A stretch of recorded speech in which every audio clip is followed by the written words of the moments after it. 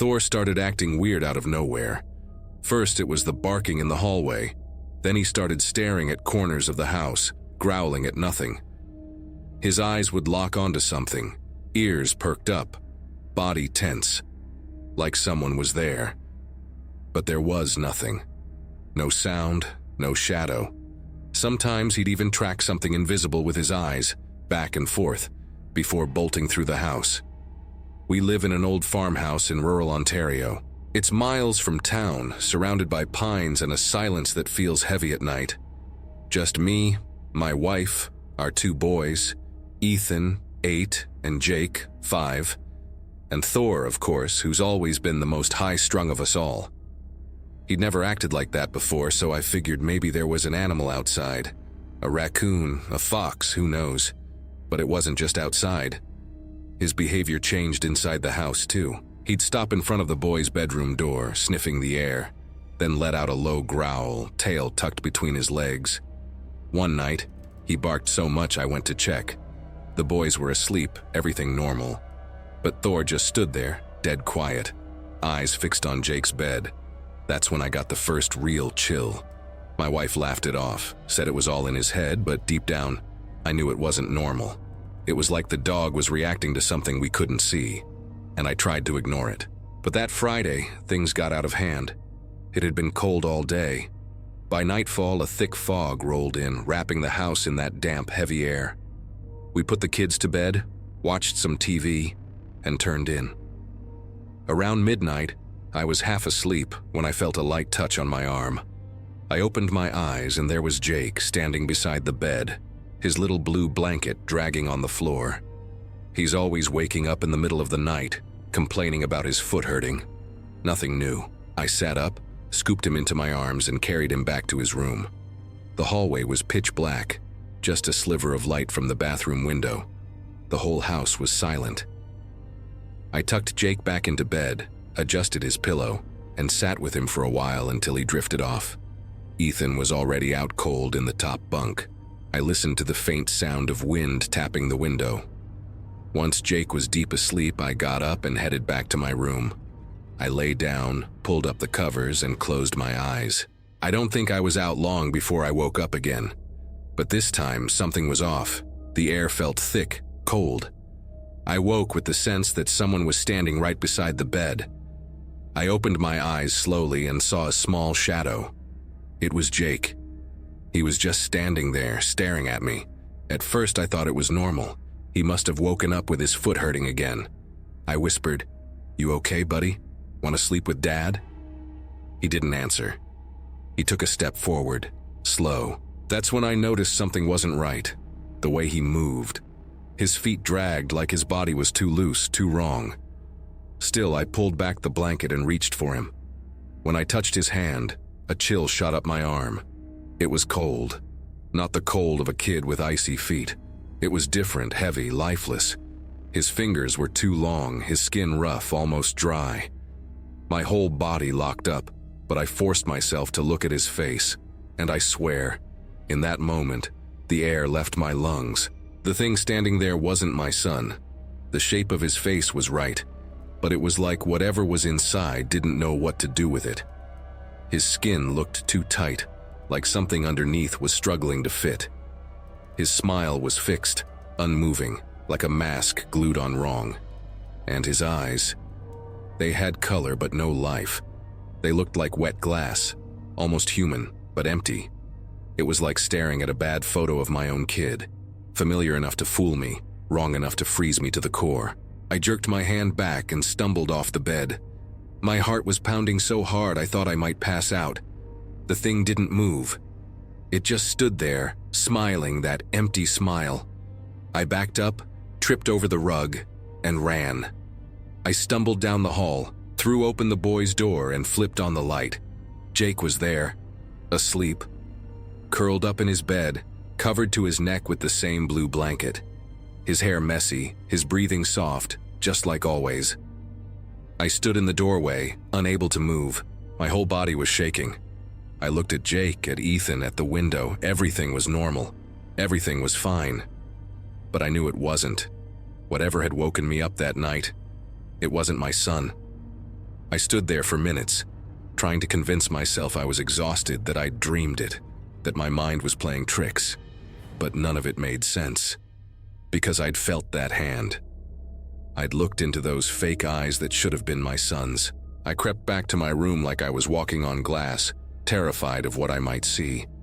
When I opened the door, the bed was empty, no sign of anything, but the room was still cold, with that strange metallic smell, like stale air in a sealed basement. I lay down, but couldn't close my eyes. The house was silent, but every nerve in my body was on edge, like something was about to step out of the dark at any second.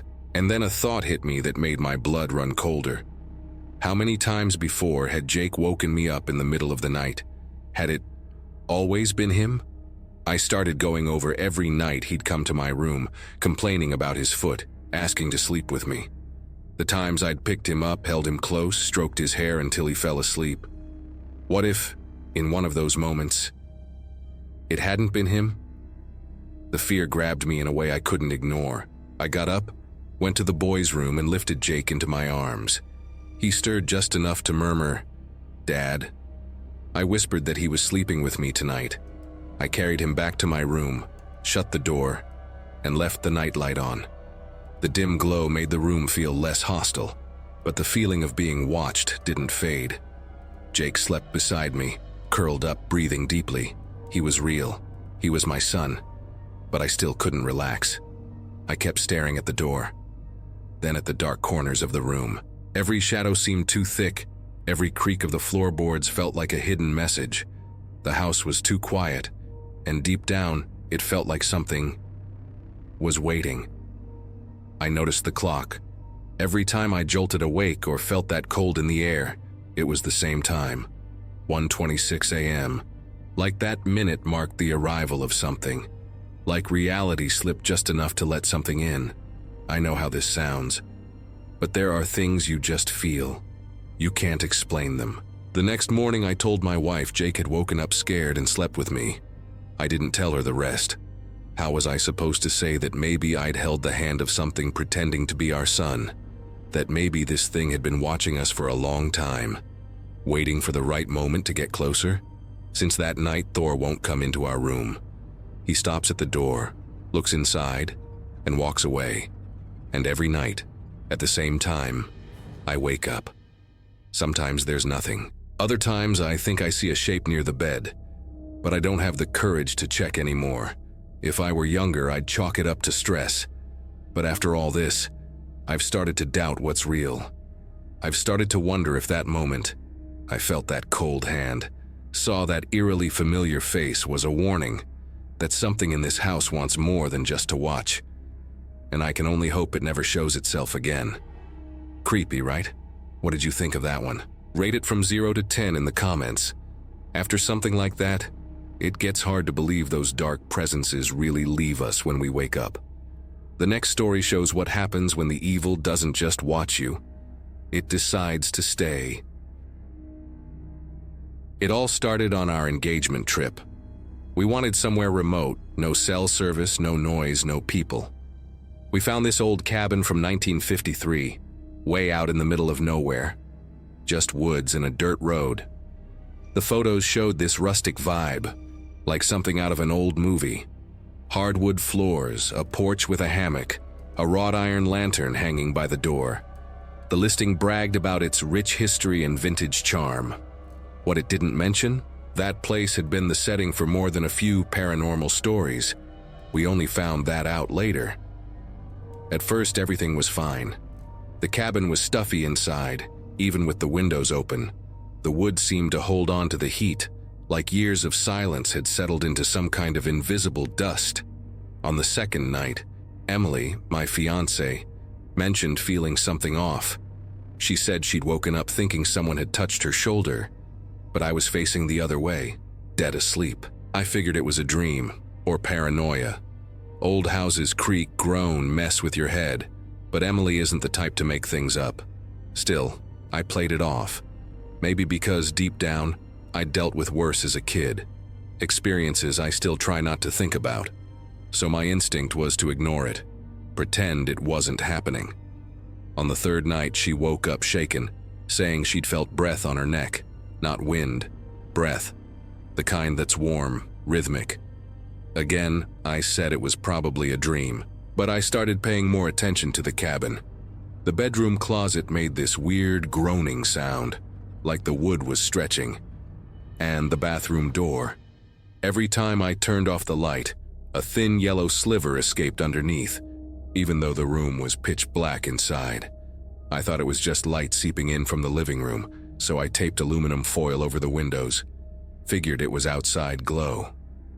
Didn't help. That sliver of light stayed, motionless, under the closed door. Only at night. That's when the first real scare hit. I was brushing my teeth and Emily had already gone to bed. When I turned off the faucet, I heard the floorboards creak behind me. I spun around. Nothing. Stood there trying to pinpoint the sound. Then, in the mirror's reflection, I saw something. A shadow pressed against the wall near the door. Tall. Way taller than me. Completely still. I didn't move. Just glanced sideways, trying to confirm I was actually seeing it outside the reflection. And I was. The thing had no clear edges. Just darkness shaped like a person. You could tell it was humanoid, but no face, no features, nothing. Just presence. The feeling of being watched hit hard, like something was scanning me from the inside. The shadow didn't move, and when I finally worked up the nerve to turn all the way around, it was gone. Vanished. I blinked, looked around. Dead silence. That tightness in my chest stayed with me until I got back to the bedroom. Emily was already asleep, or pretending to be. I lay down, but it took forever to relax. Eventually, exhaustion won out. The next day, I didn't say a word to her. Didn't want to freak her out more. But I started paying closer attention. I even tried recording the room with my phone, but the audio came back clean. No strange noises, no whispers. The cabin seemed normal. But the energy? Something was off. Fourth night. This one's burned into my memory. I jolted awake for no reason. No noise, no dream. Just wide awake, lying on my side, staring at the closet. And then I saw it. The closet door, slightly ajar, revealed something that shouldn't have been there. A figure, inside the closet, staring back at me. Not a creature. Something beyond that. Like a demon. Its skin was dark, but not black. A sickly greenish hue, oily, scaled. It stood like a reptile, but upright. Its arms stretched out, filling the doorway. The hands were long, fingers thin, ending in sharp points. No legs. Either it was floating, or it didn't have any. The face was grotesque. Sunken nose, deep-set red eyes that glowed from within. Its mouth was wide, but sealed. Skin pulled tight, cracked. And it just stared. No blinking, no breathing. I tried to scream, tried to move, nothing. My body locked up. Time froze, only my mind was working. In that silence, I could hear my own heartbeat, louder and louder in my ears. It lasted seconds, maybe less. But I saw everything. Every detail of its skin, its face, its arms. That image burned into my memory like a scar. And just as I thought I'd pass out from fear, I fell asleep. Just like that. Lights out. Like someone had flipped a switch. Like my mind had given up fighting. When I woke up, Emily was already out of bed. The room looked the same, but the air smelled different. Dry, metallic, like something had burned. I stayed quiet. Didn't tell anyone about it for days. But something in me had changed after that night. I got irritable over nothing. No patience. Every noise set me on edge. My head felt heavy, like a weight was pressed against the back of my neck. I started having trouble sleeping. And when I did, the nightmares came. Always the same room, the same shadow, the same presence standing in the closet watching me. Emily noticed. And she suggested the most ridiculous idea yet. Getting help from a friend of hers, a medium. At first I laughed, thought it was overkill. But after a few days, when the nightmare came 3 nights in a row, same scene, same voice whispering in my ear, I caved. The medium's name was Daniel, an old friend of Emily's. He was a laid-back guy, even skeptical. which put me at ease. We met at a cafe, and I told him everything, every detail. He listened in silence, eyes half closed, like he was trying to see what I was saying. When I finished, he sighed and said, "This isn't just a presence. It's a bond, and you know it." A chill ran down my spine. I hadn't told him anything about my past, nothing about the stupid stuff I did as a teenager. The nights I spent trying to summon things for fun. The candles, the symbols copied from the internet, the words spoken aloud just to test my nerve. It never worked, or so I thought. Daniel scheduled a visit to the cabin, said he needed to feel the place. Emily was nervous, but agreed. We went back that weekend, and the cabin felt different. The air was heavier, like the house knew we were back. The floorboards groaned differently. The wood seemed to breathe. As soon as Daniel stepped inside, he paused near the door and said quietly, "There's someone here." Emily and I exchanged glances, but he wasn't joking. He walked to the bedroom, ran his hand over the closet, and fell silent.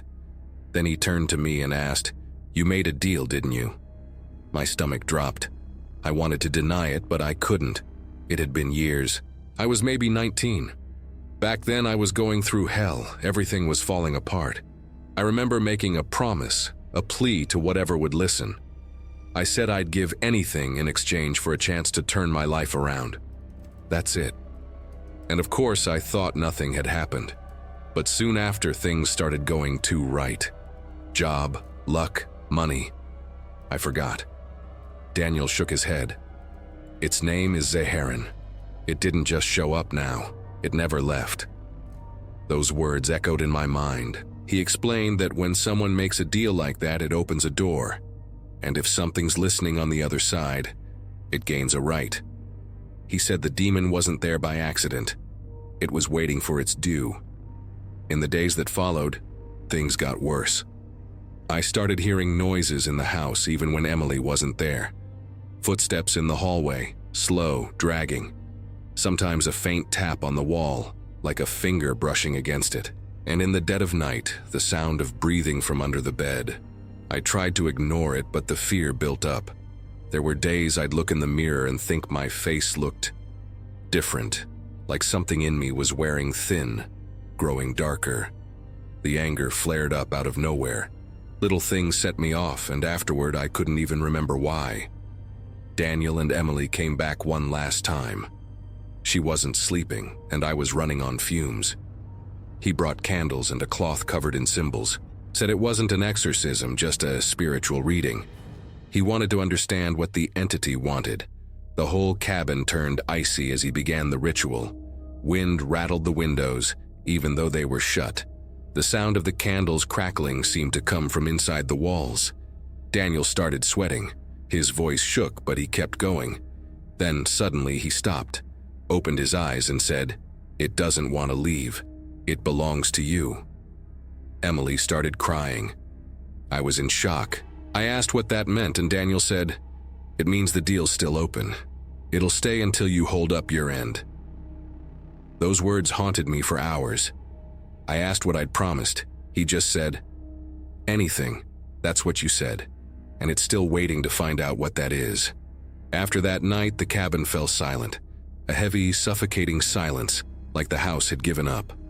We left the next day, canceled everything, sold our reservations. But the nightmare didn't end. Back home, it continued. I'd wake up drenched in sweat. Always at the same time, 3:13 a.m. The room pitch black, the feeling of something watching from the corner. Sometimes my reflection in the mirror seemed to lag a second behind when I moved. Other times I'd wake up with red marks on my arms. Thin, spiraling scratches. I tried everything to understand. Went to churches, spiritist centers, people who claimed to see souls. They all said the same thing. Something was with me.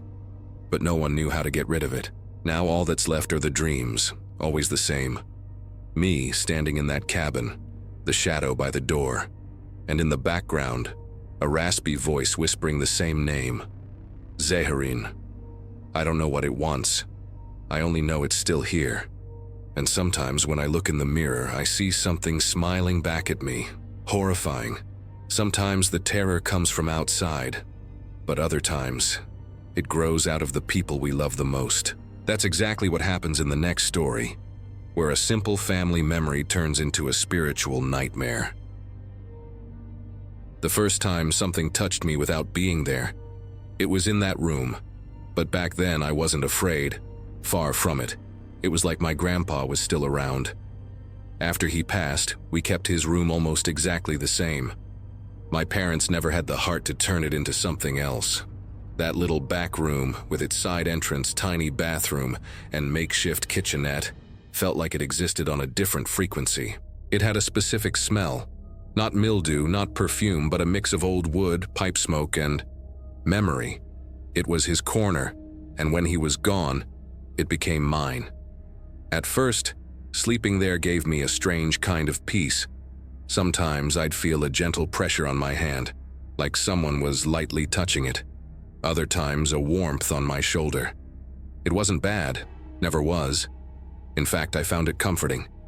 I'd think, it's just Grandpa looking out for me. And that was enough. For months, everything was fine. I'd study, come home, shower, and hole up in that room. I'd read a little, watch something on my laptop, and sleep. Normal life. Then, one night out of nowhere, a strange insomnia hit. It wasn't just sleeplessness. It was an unease, an anxiety gnawing at me for no clear reason. Like something was wrong, but I couldn't put my finger on it. My chest tightened, my stomach twisted, and every time I closed my eyes, I felt like I was being watched. I turned over, fluffed the pillow, tried to distract myself with random thoughts. Nothing worked. That's when I noticed the silence. A heavy, suffocating silence, like it was swallowing me whole. No street noise, no cars, no wind, not even the sound of insects. Nothing. When I looked at the digital clock by the bed, it read 2:59. I stared at it, waiting for it to hit 3 guys, as if that would bring some relief. But when the clock flipped, there was no relief. Instead, crickets started chirping, inside the room. The sound wasn't coming from outside. It was right there, like dozens of them had sprouted from the carpet or the walls. The noise was loud, sharp, and completely out of place. I bolted upright, trying to figure out where it was coming from, when I noticed something standing in the corner of the room. A figure, tall, thin, dark. I couldn't make out its face or details, but it had a human shape. What made me freeze wasn't its presence, though. It was the tongue, a long red tongue, hanging out of the side of its mouth and dripping down to its chest. Like it was there just to taunt me, to remind me that whatever it wasn't human. My whole body locked up. The cricket's chirping grew louder, as if the room had turned into a resonance chamber. Then suddenly, silence. A dry, abrupt silence, like someone had flipped a switch and turned the world off. The clock now read 3:01. Deep down, I knew if I stayed, something terrible would happen. I needed to leave. But my legs wouldn't move. It was like an invisible weight had glued my feet to the floor. All I could do was drop to my knees and squeeze my eyes shut. I don't know how long I stayed like that. When I finally opened my eyes, the room looked the same, but it wasn't. A faint mist hung in the air, almost imperceptible, thicker in the corners and lighter in the center. And this started happening every night after that. Even with the window open all day, the room would wake up with that same faint haze. I'd sneeze, cough, and feel a strange chill. My parents said it was dust, humidity, but I knew it was more than that. One day, things went from strange to terrifying. I was napping after lunch when my mom came in to wake me. That's when she saw the bed, shaking, not from a truck passing by or anything like that. It was a violent tremor, like someone was underneath the mattress. When she woke me, I felt nothing, but the look on her face, pale, wide-eyed, breath shallow, said it all. She'd never believed in that kind of thing, but that day, she refused to enter the room alone. Then came Hurricane Sandy. The storm knocked out power everywhere. Our street was dark for 3 days, and that back room grew even darker. I slept on the living room couch with a flashlight beside me. Just the thought of that place, locked in darkness with that cursed mist, made me sick. It was like whatever was in there thrived in the dark. Things got worse when the dreams started. In the first one, I was in an open field at night, surrounded by dead plants, as if everything had burned. Around me, naked children, genderless, expressionless, walked in a circle. In the center, an image of the Virgin Mary, bound in chains of fire. I tried to run to her, but I couldn't move. My hands were bound too, as if something invisible was holding me back. In another dream, I walked down a deserted road, with streetlights flickering on and off. Halfway down, I saw my grandpa sitting on a stool, wearing his usual outfit, linen pants and a white button-down shirt. But he spoke with an accent I'd never heard from him in life. It was thick, maybe Irish, and he said, "It's been a long time. I've been here a long, long time." I woke up drenched in sweat, my heart pounding. And even though it was a dream, I knew it wasn't just my brain making things up. It was like I'd visited somewhere, or something had taken me there. The last night before I decided I'd never sleep in that room again was the worst. Everything was dark. I was back in the same burned field. The children were silent now, staring upward. And in the sky, a massive black dragon spiraled down, made of smoke and shadow, with glowing red eyes and razor-sharp claws. When it touched the ground, the children fell, one by one, like dolls. Then something appeared, a luminous, faceless being with enormous wings. It drove a sword into the dragon's chest and knelt there, as if waiting for me. When I got closer, it lifted its head, just light, and reached out its hand. The moment I touched it, I woke up in peace. That was the only time I felt true relief. The next day, my little brother came to talk to me. He slept in the room next door and never knew about any of this.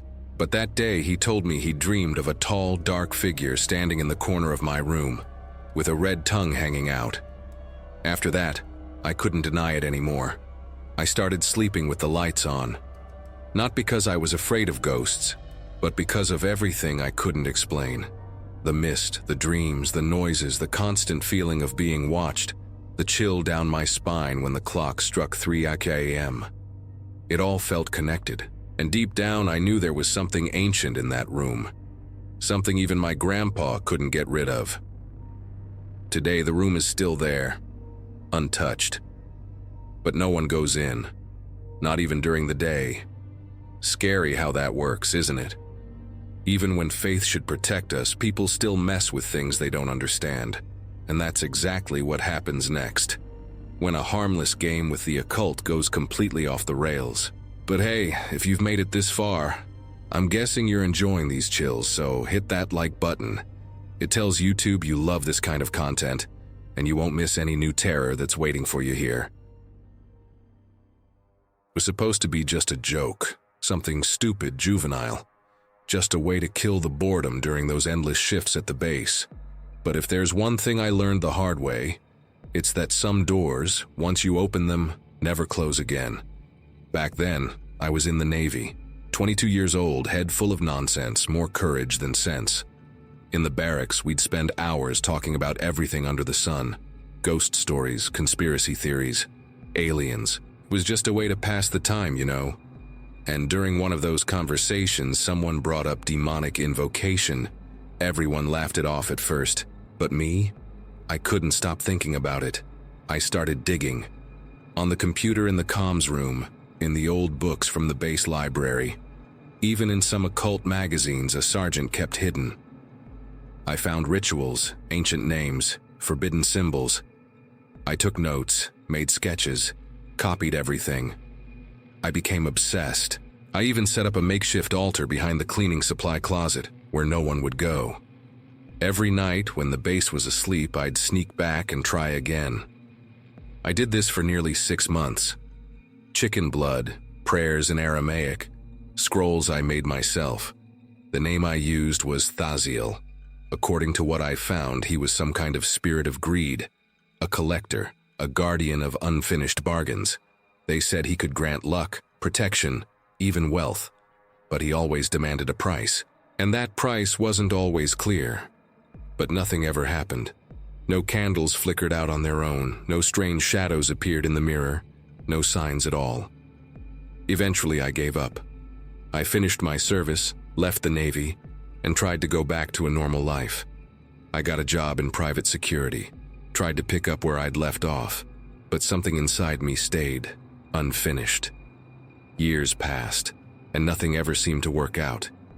You know that feeling of being stuck? That's how it was. Everything I tried to make right just fell apart.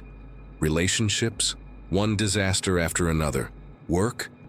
There was always some problem, a sudden firing, an opportunity slipping through my fingers. And at night, the nightmares. They started off mild, a dark room, a presence in the corner, a figure just standing there watching me. But over time, they got worse. I'd wake up drenched in sweat, feeling like someone had touched me. Sometimes I'd catch a glimpse of something in the mirror, standing right behind me. And the worst part? I started having these sudden bursts of rage, out of nowhere, rage with no cause, like something was taking over for a few seconds. Afterward, I'd be swallowed by guilt, a deep sadness. It was like living on an emotional roller coaster, never knowing where it came from. That's how I met Isabella. A friend introduced us. She was one of those people you look at and feel like they see more than they should. She had this calm way about her, but her eyes, it was like they knew things. She was a witch, but not the kind with black robes or cauldrons. More spiritual, intuitive. We talked a lot, and slowly she started to pick up on the fact that I was carrying something different. One day she took me to meet her roommate, Samuel, a medium. Before anything else, he looked at me and went quiet for a few seconds. He seemed unsettled. Then he said he'd dreamed about me days before. In the dream, he was in a dry field, and two dark figures were clinging to me, holding me from behind. One of them whispered my name. The other just laughed. That sent chills down my spine. Isabella didn't waste time. She asked point blank, "Have you ever tried to summon something?" I hesitated. I wanted to deny it, say it was nonsense, but my mind had been a mess for a long time. So I told them everything. About the Navy, the rituals, the name, the altar. All of it. They exchanged a glance. That's when Samuel said, "That name, Thaziel." It came to me in the dream. I didn't know if it was real or just something my mind made up. The air got heavy. I'd never spoken that name out loud until that moment. It twisted my stomach into knots. Isabella explained that some entities work like collectors. They feed on intentions, desires, promises. Even if you don't finish a ritual, just the act of calling out can leave a mark. And if the deal isn't sealed, the demon keeps waiting. Sometimes it gets closer. Sometimes it shapes your life until you give in. After that, everything got worse. The nightmares turned into waking hallucinations. I'd see shadows even when I was awake. Lights would flicker when I walked into a room. Objects moved on their own. One time I woke up with marks on my arms. Thin, parallel scratches running from my shoulder to my wrist. I started avoiding mirrors because sometimes my reflection took a second too long to move.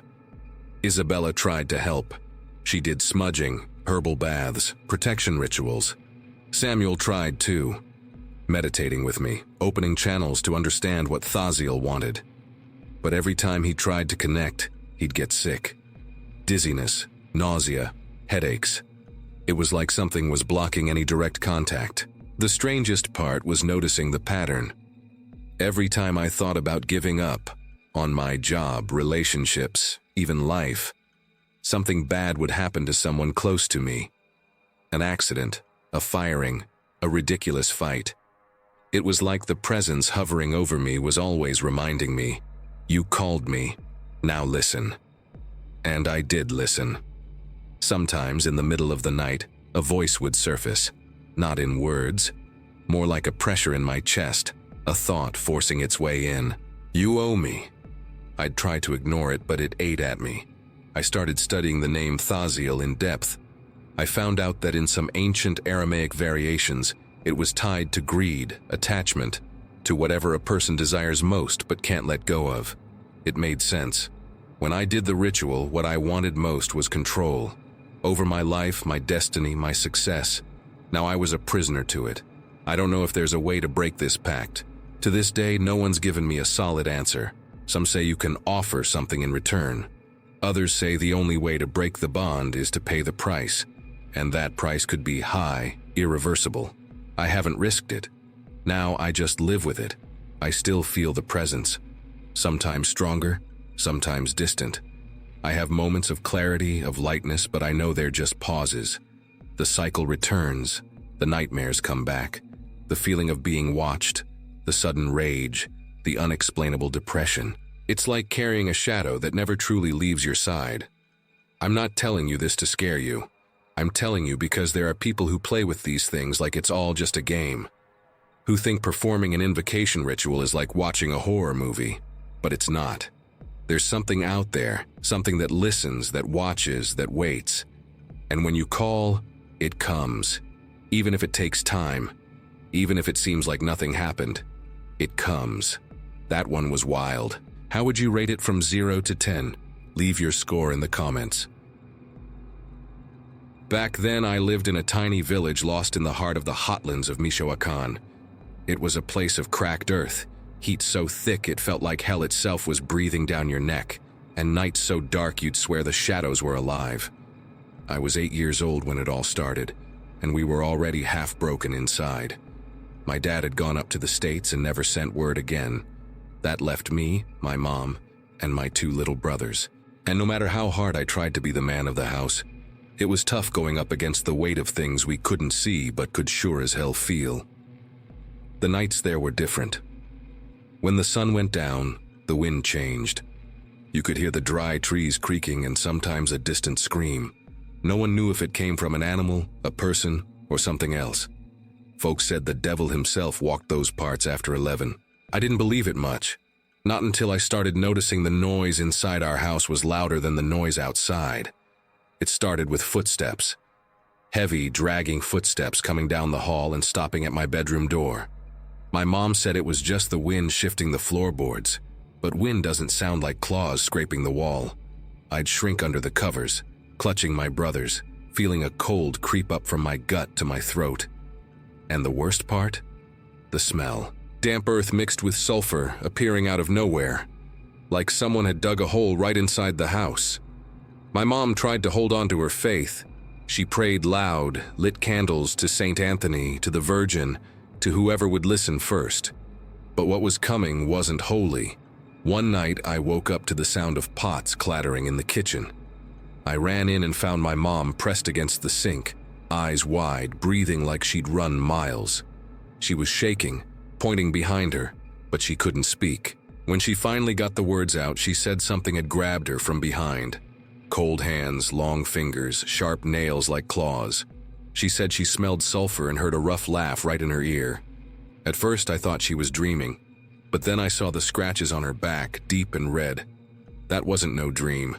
The next day, she went to talk to my Uncle Ray.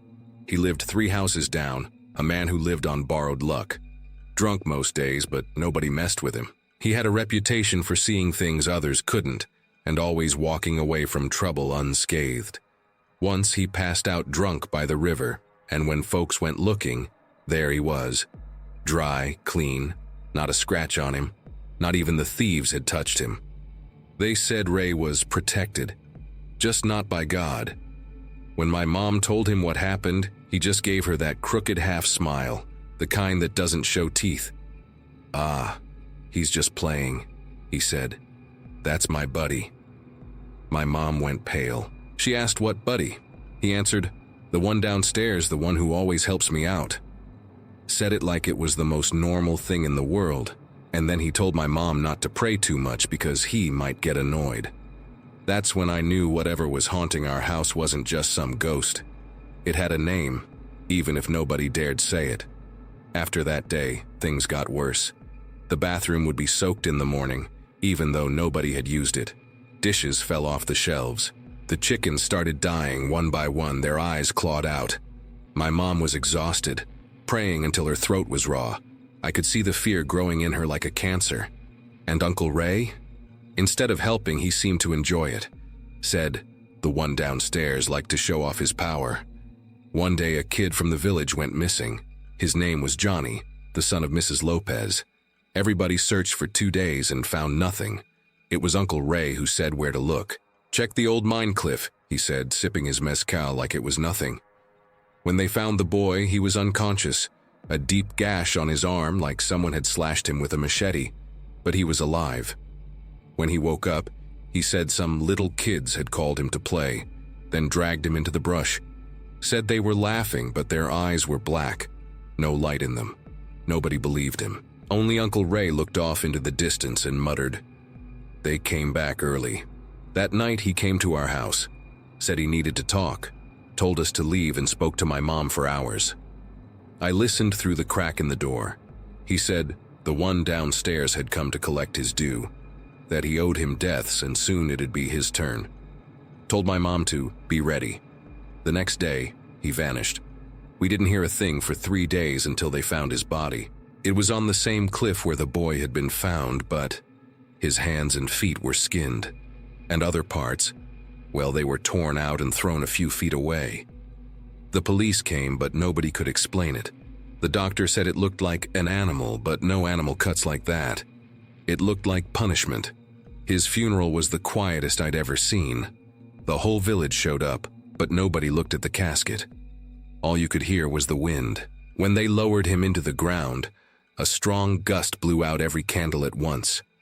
I saw my mom shake, and in that moment, I swear I heard a rough voice, real close, whispering her name. After that, nothing was the same. The weeks that followed were hell. Another uncle, Ray's brother, was found dead in his own house same way. Skinned, bones exposed, like he'd been turned into a slab of meat. And the sulfur smell came back, strong, seeping through the walls. Nobody slept anymore. The candles wouldn't stay lit, and the prayers seemed to get swallowed by the air. My mom said the house was marked, that evil had left a stain and wasn't leaving easy. The last night I spent there, I woke up to footsteps in the hall. Slow, steady, stopping right at my door. I lay still, trying not to breathe. Then the doorknob started to turn, and the door creaked open on its own. I saw a huge shadow standing there, horns outlined on the wall by the flickering candlelight, and I heard a low laugh, like it was coming from inside my own head. It was calling my name, telling me to get out of bed. I squeezed my eyes shut and prayed every word I knew. When I opened them, the shadow was gone, but the smell lingered, suffocating. The next morning, without a word to anyone, I packed a bag and ran. I was 14. I only looked back once and saw the house in the distance, windows wide open, but not a breeze stirring. I swore right then I'd never go back, and I didn't. Years later, I heard the house was still standing, but nobody lived there. They say if you pass by at night, you can hear voices and see a figure sitting on the porch, smoking and laughing, just like Uncle Ray.